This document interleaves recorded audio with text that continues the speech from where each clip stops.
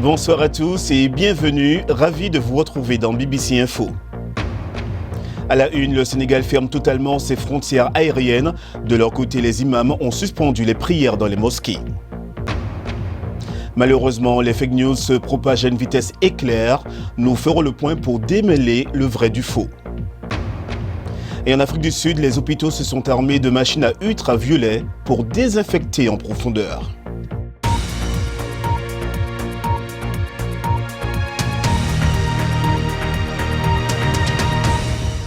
On commence ce journal avec la mobilisation générale décrétée pour arrêter la propagation du coronavirus au Sénégal. Le pays compte désormais 34 cas, 2 ont été guéris. Dès demain, les frontières aériennes seront fermées. Les agences des compagnies aériennes ont été prises d'assaut dans la capitale sénégalaise. Cette mesure intervient quelques jours après l'interdiction des manifestations publiques par le président Macky Sall. Les musulmans sont aussi impactés. La prière du vendredi sera suspendue. Toutes les mosquées sont désormais fermées. Et avec le Sénégal sur le reste du continent, ce jeudi, on compte désormais 33 pays au total, enregistrant au moins un cas de Covid-19 depuis l'apparition du virus en Zambie et à Djibouti. Le continent s'approche donc ce jeudi soir des 700 cas. En termes de mesures de sécurité sanitaire au Maroc, où 54 cas sont recensés, les ministres ont décidé de faire don de leur salaire du mois de mars pour lutter contre le virus. La Tunisie a imposé un couvre-feu depuis mercredi et a déjà effectué quelques arrestations la nuit dernière. En Afrique centrale à présent, un certain nombre de mesures ont été instaurées en RDC, comme notamment la fermeture des écoles et des universités. L'Afrique du Sud reste le pays subsaharien le plus touché avec 150 cas selon le nouveau bilan, et ce malgré plusieurs jours de fermeture des frontières. L'OMS a lancé un cri d'alarme hier. L'organisation souhaite absolument que tous les pays africains se préparent suffisamment pour éviter le pire. Écoutez. Pour l'instant, l'incidence du Covid-19 en Afrique est faible. L'Afrique a encore une opportunité majeure d'éviter certains des pires impacts de l'épidémie. Mais pour cela, il faut impérativement se préparer et de préparer son système de santé public ainsi que son système hospitalier. À l'international maintenant, le coronavirus continue de se répandre avec plus de 9400 décès dans le monde entier et plus de 220 000 cas enregistrés. Près de 90 000 personnes ont été guéries. Aux États-Unis, le virus se répand de plus en plus avec 10 000 cas recensés dans le pays et 160 morts selon le dernier bilan, ce qui secoue l'économie américaine, surtout depuis que le président Donald Trump a annoncé que 20% des Américains pourraient perdre leur emploi des suites de cette crise. Bonne nouvelle tout de même du côté de la Chine, lieu de départ du virus, où aucun nouveau cas local n'a été recensé ce jeudi. L'explosion des cas de Covid-19 à travers le monde s'est accompagnée d'une propagation de fausses nouvelles et de désinformation. Un problème bien connu à travers l'Afrique, mais l'une des plus grandes plateformes de réseaux sociaux, Facebook, a déclaré qu'elle avait renforcé son dispositif de lutte contre les fake news. Écoutez. Nous continuons à prendre la lutte contre la désinformation très au sérieux, mais nous avons fait beaucoup de choses en ce qui concerne le Covid-19 pour éliminer le genre de canulars et de supercheries qui peuvent être préjudiciables à ce moment. Ce que nous avons fait en premier lieu, c'est de nous attaquer aux fausses allégations sur la maladie. Et cela se présente sous une myriade de formes. Nous avons été très rapides sur ce point. L'une des choses que nous avons faites sur les groupes Facebook, par exemple, c'est de nous assurer que les groupes qui ont publié des informations erronées soient retirés de la plateforme et que les groupes qui l'ont fait de façon systématique soient expulsés. Et pour vous prémunir contre les fake news et la désinformation sur le virus, regardez ce sujet de Christelle Bilong dans lequel elle vous propose des réponses à quelques questions récurrentes. L'épidémie de coronavirus est désormais présente sur tous les continents et cela est évidemment inquiétant, car pour le moment, il n'existe aucun vaccin ou médicament contre ce virus aussi appelé Covid-19. Face à cela, les gouvernements préfèrent donc prévenir que guérir, en mettant en place des mesures qui permettent de limiter la propagation de cette maladie infectieuse et contagieuse. Mais en parallèle, la désinformation, elle aussi, gagne du terrain. Alors, est-ce que ce qu'on trouve par exemple sur les réseaux sociaux et les moteurs de recherche est vrai? Pas forcément.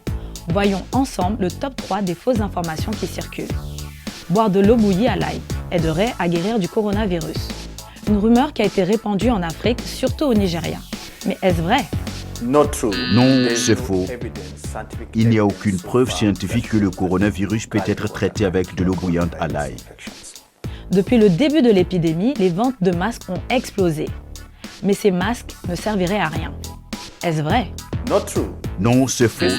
Ils n'empêchent pas d'attraper la maladie, mais ils sont très importants si vous avez déjà le coronavirus. Ce virus se transmet en toussant, en éternuant. Ainsi, le masque bloque la transmission auprès des autres. Deuxièmement, si vous vous occupez d'une personne contaminée, porter un masque vous empêchera de tomber malade. Les Africains auraient des gènes forts et seraient donc naturellement protégés contre le coronavirus. Ce point a été l'une des informations les plus partagées sur le continent. Mais est-ce vrai? Non, c'est faux. Il n'y a aucun élément scientifique qui prouve que les Africains sont assez forts face au virus. Maintenant qu'on a pu clarifier ces rumeurs, vous savez qu'il ne faut pas croire systématiquement tout ce qui circule sur Internet, car cela peut être faux et dangereux. Ceci étant dit, voici quelques vrais conseils bien utiles pour vous protéger du coronavirus. La principale manière de vous protéger est de vous laver les mains avec des gels à base d'alcool ou avec du savon et de l'eau. Et aussi éviter de toucher votre bouche, nez et vos yeux. Deuxièmement, si vous êtes contaminé ou pensez l'être, le port du masque est très important pour protéger votre entourage.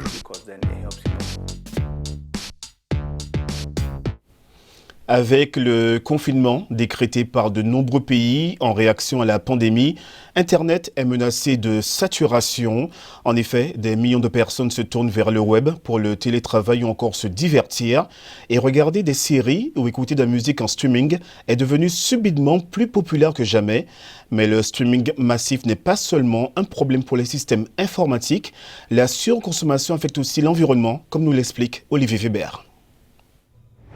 Quand nous postons quelque chose en ligne ou que nous sauvons quelque chose dans le cloud, les données traversent différents réseaux, parfois via un câble sous-marin, pour arriver dans un centre de données où l'information est stockée. Lorsque nous voulons la regarder, les données explosent en milliers de petits morceaux, voyageant par différentes routes pour se recomposer sur notre combiné. Les centres de données se comptent par centaines de milliers dans le monde. Ils sont gourmands en électricité, produite souvent avec des combustibles fossiles. Nous sommes en Virginie, aux États-Unis, connue comme la capitale mondiale de l'Internet. Et voici une des centrales à charbon qui lui fournissent son électricité, crachant du dioxyde de carbone, un puissant gaz à effet de serre. La centrale appartient au groupe Dominion Energy. Microsoft et Google sont ici. Amazon a construit 55 centres de données. Amazon est connu du grand public comme un site de commerce en ligne, mais l'entreprise réalise la majorité de ses bénéfices en construisant et en louant des centres de données. Alex Roth fait campagne pour que les entreprises technologiques utilisent des énergies propres. Nous traitons chaque jour d'importantes quantités de données. Ces centres de données consomment beaucoup d'électricité pour être opérationnels 24 heures sur 24. Dominion Energy nous a déclaré s'engager à zéro émission de carbone et de méthane d'ici à 2050. Amazon indique, je cite, « travailler vers ses objectifs de 80% d'énergie renouvelable d'ici à 2024 et 100% d'ici à 2030. » La technologie s'adapte rapidement. Les centres de données sont plus efficients que jamais. Mais un nouveau défi se profile, la 5G.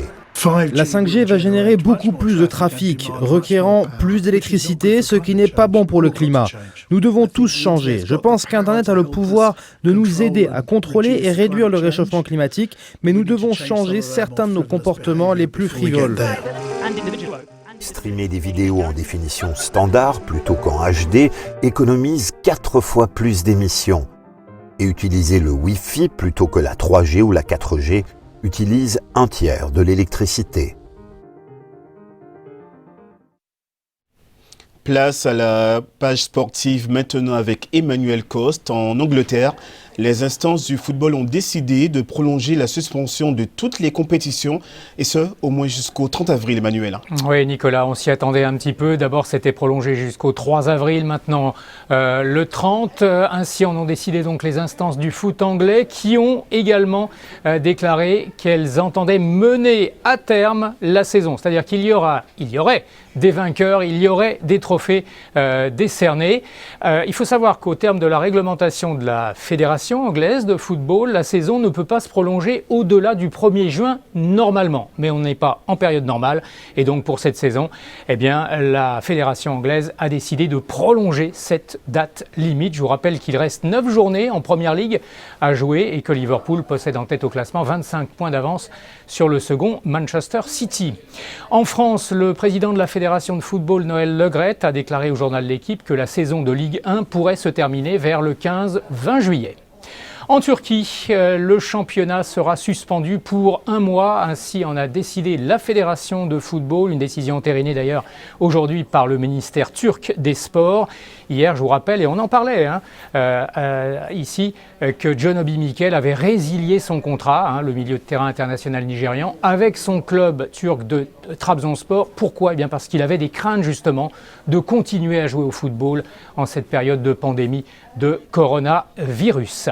Et puis les Jeux Olympiques de Tokyo, on en reparle puisque la flamme a été transmise par la Grèce aux organisateurs des Jeux de Tokyo. Et à propos des Jeux, ce matin, Lord Sebastienko, le président de l'IAAF, a reconnu qu'un report de ces Jeux était possible pour plus tard dans l'année. Mais il a bien spécifié qu'il était encore beaucoup trop tôt pour prendre à ce sujet une décision définitive. Vous savez que le CIO a été critiqué notamment par certains champions olympiques quant à son discours sur le refus de reporter justement ces JO, Nicolas. Merci Emmanuel. Les hôpitaux privés sud-africains du groupe Netcare utilisent la technologie ultraviolette pour lutter contre la propagation du Covid-19. Cette technologie, introduite pour la première fois dans la région pour lutter contre les maladies infectieuses, utilise des lampes à ultraviolet pour désinfecter une pièce en 5 minutes. Myriam Lawari. Le coronavirus est partout. Il peut survivre pendant plusieurs heures dans l'air ou sur certaines surfaces. Et sur le carton et le plastique, on parle d'1 à plusieurs jours, rien que ça. Mais pour lutter contre la propagation du Covid-19, les hôpitaux privés sud-africains du groupe Netcare ont une arme secrète. Cette arme, c'est une technologie de pointe parée de lampes à ultraviolet très efficace pour désinfecter un lieu en 5 minutes. Il y a 2 ans et demi, nous avons commencé à tester cette nouvelle technologie. Il s'agit de lumière ultraviolette, de spectre UVC et de lumière UV puisée à haute dose. Et c'est extraordinairement efficace contre tous les virus, toutes les bactéries et, comme nous l'avons découvert en Afrique du Sud, contre tous les champignons également. Bien avant le coronavirus, ces robots ont été introduits pour la première fois dans la région afin de lutter contre les maladies infectieuses. Il faut dire que depuis la crise avec Ebola, ici, les leçons ont été retenues. Tout a été fait pour se préparer au pire. Nous nous préparons à une pandémie ou à une épidémie comme celle-ci depuis 2014, depuis la crise d'Ebola, où je pense que le monde a été lent à réagir. La première chose que nous avons faite a donc été de former l'ensemble de notre personnel, pour s'assurer que tout notre personnel est parfaitement formé à la prévention des infections. Prévention, anticipation et technologie. Tels sont les ingrédients pour faire face à une crise sanitaire telle qu'on la connaît aujourd'hui. Un exemple africain à suivre absolument. Et pour rester sur cette note positive, toujours dans la nation arc-en-ciel, un peu de musique pour adoucir les cœurs. La musique qui fait partie de l'arsenal de lutte contre le Covid-19. Elle sert surtout à passer des messages de sensibilisation.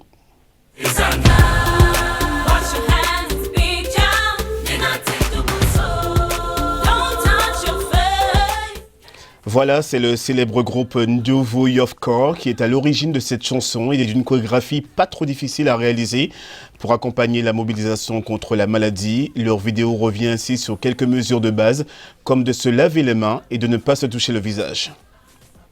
Et on se quitte là-dessus. Merci de nous avoir suivis, notamment en Guinée sur Espace TV. Bonne soirée à tous et à demain pour une nouvelle édition de BBC Info.